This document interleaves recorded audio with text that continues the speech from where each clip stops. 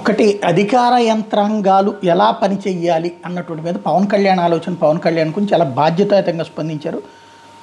అధికార యంత్రాంగం అనేవాళ్ళు మానవతా దృక్పథం ఉండాలి అన్నటువంటి విషయాన్ని తేల్చి చెప్పారు. ఆయన ఏమన్నారు ఒకసారి విందాం.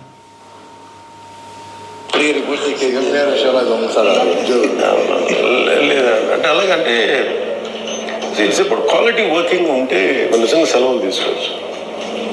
అంటే ఒకసారి ఇప్పుడు ఏమైపోయిందంటే అడ్మినిస్ట్రేషన్లో చూస్తుంటే స్పందన తగ్గిపోయింది. మొన్న మీరు కలెక్టర్స్ మీటింగ్లో కూడా చూస్తే ముఖ్యమంత్రి గారు కూడా చెప్తుంది ఏంటంటే మీకు స్పందన తగ్గిపోయింది. పోలీస్ వ్యవస్థలో ఇప్పుడు మొన్న ఫర్ ఎగ్జాంపుల్ కాకినాడ నా దగ్గర ఒక దృష్టి పోయింది. కాకినాడ పోలీసు ఒక యాక్సిడెంట్ జరిగింది.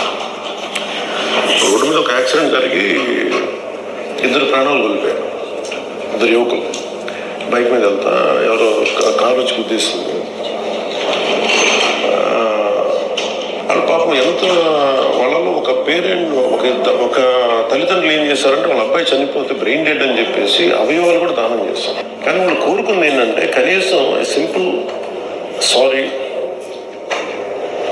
ఇది ఎవరు చేశారో కేసు ఫైల్ చేయకపోవడం కానీ అని కన్సర్న్ పోలీస్ స్టేషన్కి వెళ్తే అక్కడ పోలీసు అధికారులు సరిగ్గా స్పందించలేదు.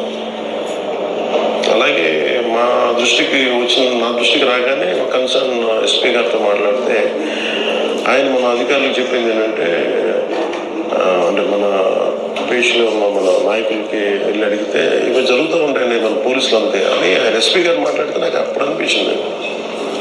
అంత ఇన్సెన్సిటివ్గా అలా మాట్లాడుతున్నారు.